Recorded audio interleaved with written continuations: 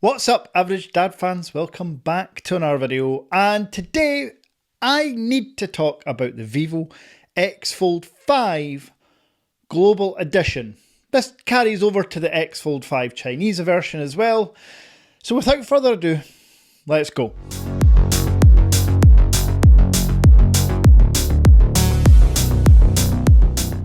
So, for around a month or so, the Vivo X Fold 5 has been out, and then just last week they released a global version. And as you all know, I love a foldable phone. I've had all the foldable phones, and I mean that quite literally. Just recently, I've had the Oppo N5, the Huawei Mate X6, the Samsung Z Fold 7, the Honor Magic V5, the Vivo X Fold 5, and many, many more. And for some reason, the hype around the Vivo X Fold 5 has been muted. And I read every single comment. And when I do a versus video, or when I do a review video, or when I talk about a foldable phone, I always seem to get a lot of chat about the Oppo N5, the Honor Magic V5, and the Samsung Z Fold 7.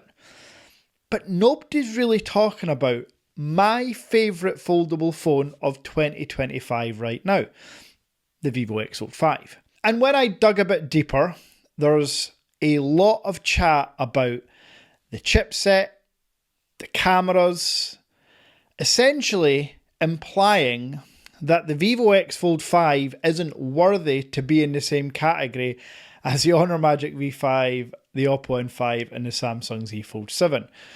So I just want to state some facts. Again, I don't have a horse in this race. I stock all these phones at the Average Dad Tech Store, so me highlighting one over the other doesn't do me an advantage or a disadvantage. You're going to buy what you're going to buy. And that's super important about what I'm about to say. Some of the stuff that I'm going to mention is absolute facts. But a lot of the stuff will also be subjective. Like design, for example.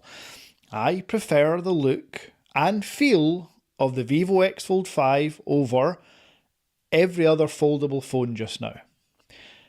That's something you are not going to know until you've held and used the Vivo X Fold 5. So before you start commenting with your uneducated even opinions, don't, because you haven't held the device.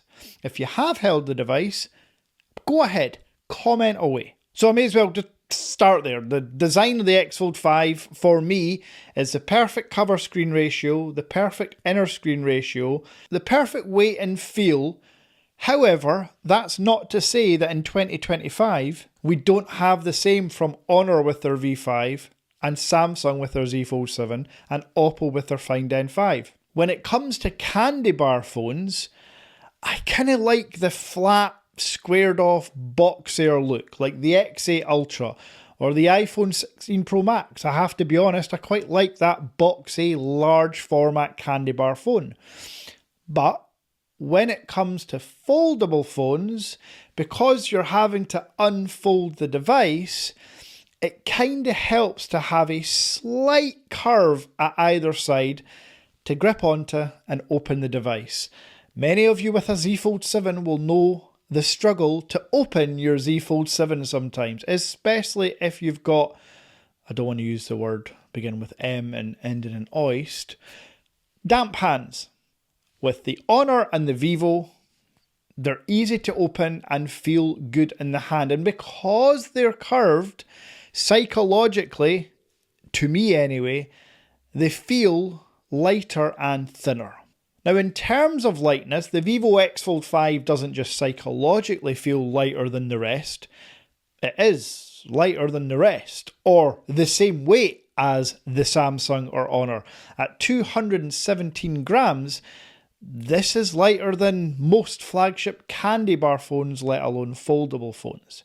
And I'm going to cover a few things here, because not only are a lot of comments saying that it shouldn't be with the V5 and N5, it's not a flagship. Some people are asking, where's the Pro variant? Why only a standard version?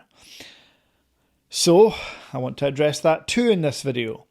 The Vivo X Fold 5 is a Pro version. It doesn't need a second version, because why would Vivo do what they done last year and give us a standard and a Pro, which just muddies the water and essentially half the sales of each one? Production costs aren't half. They have to use the same production costs for both phones because they're all different sizes. So they've been smart and made it one. So your X Fold 5 is now far thinner than your X Fold 3 Pro. It has a bigger battery than your X Fold 3 Pro. It has the same chipset. It has a better telephoto lens. Folks, this is a Pro phone. It's just not called X Fold 5 Pro.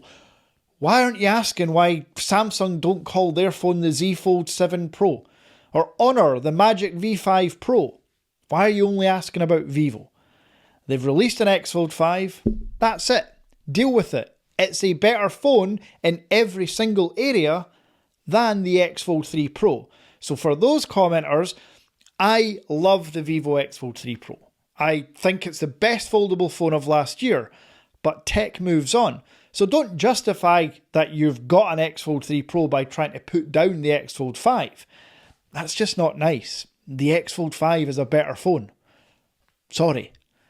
Now bring it back to the other phones. I touched on their design, fairly subjective. I prefer the Vivo, but the Honor comes close because it also has slightly curved edges and it's easy to open. It also has that circular camera bump right centered in the rear, which I do prefer over Samsung's teardrop, super ultra wobbly on a desk phone. So I mentioned already, thinness is up there with the rest, but about 0.3 millimeters thicker than the thinnest V5 or Z Fold 7. Weight, lighter than the rest, if not the exact same. So now dimensions, we can say they're pretty goddamn pro and pretty goddamn flagship. Let's talk about the camera. As I already mentioned, the X Fold 5 camera has a larger telephoto, the same ultra-wide, and a slightly smaller wide angle shooter than the X Fold 3 Pro, the best foldable camera phone of last year. Well, look at the specs of the Vivo X Fold 5 camera and compare them to the Z Fold 7, the Oppo N5 and the Honor Magic V5, and you can let me know in the comments, even on paper, which one you think is best. And I will promise you, the Vivo X Fold 5 doesn't come bottom of the list of those four phones. Then we have actual reality. MKBHD, Mr. Who's the Boss, the two largest tech YouTubers, Average Dad, one of the smallest tech YouTubers, but you're watching my video, so thank you. We all agree, Vivo has the best post-processing, colour science, partnership and collaboration with Zeiss that all comes together to produce fantastic outputs, particularly in portrait mode and telephoto. So not only on paper is it one of the best, if not the best, in reality, it's potentially your favourite YouTube reviewers and foremost photography experts that choose the Vivo as well. So again, flagship cameras. Now I'm getting to the elephant in the room, the chipset. I will get there very, very soon. You're wrong, but I'll get there very soon. I need to talk about battery. Do you know which of these global version phones of the Vivo, the Samsung, the Oppo and the Honor have the biggest battery? I'll give you a second. Yeah, it's the Vivo. The Vivo X Fold 5 Global Edition has a 6000 mAh battery. Bigger than the X Fold 3 Pro. Bigger than all the rest. Jesus Christ, it's about 30% larger than the Samsung Z Fold 7. The one major gripe of that device is battery life, and Vivo just pisses all over it. It also has 40 watts wireless charging and 90 watts wired charging. Better than, yes you guessed it, every single one of these devices it's competing with. So, battery, flagship. And I am enjoying making this video because it has been so interesting to see some of my loyal viewers and subscribers, and look, hey, we're not falling out here, you're all entitled to their opinion, but when I see comments that are just not factual or accurate, and I know for a fact you've never held the device, you never used the device, I just find it hilarious when you can leave such firm and strong statements in the comment section. Anyway, we need to talk about it, the chipset, because yes, the chipset is 1 year older than its three main competitors. But, and this is the most important part of the video, and I need you to participate, please. Comment down below where your Snapdragon 8 Gen 3 chip has failed at a task. And this is super important, and I mean this genuinely, because if the only way to save some decent money off your flagship phone is to just stick with the same chipset for a year, I am all for it. The Snapdragon 8 Gen 3 has been proven to be more efficient than the Snapdragon Elite in a lot of different scenarios. The Elite is more powerful, but an efficiency point of view, and as I've mentioned a million times, probably not a million, more like 40, but I've mentioned 40 times, whether you've got the 8 Gen 1, the 8 Gen 2, the 8 Gen 3, or the Elite chip, you're golden. You're going to be able to do whatever you want to do with your phone. So all this weight that some people are putting on it only having an 8 Gen 3 chip is completely clouded the fact that, as I've already mentioned, it's the best battery, the best looking, probably the best cameras. It's all being clouded because of a 1 year old chipset. It makes no sense to me. Someone that has access to every single phone, that should be your biggest telltale sign. I have access, I have on my desk right in front of me the Z Fold 7, the Oppo N5, the Honor Magic V5 and the Vivo X Fold 5. My SIM card's in the X Fold 5. My favourite is the X Fold 5.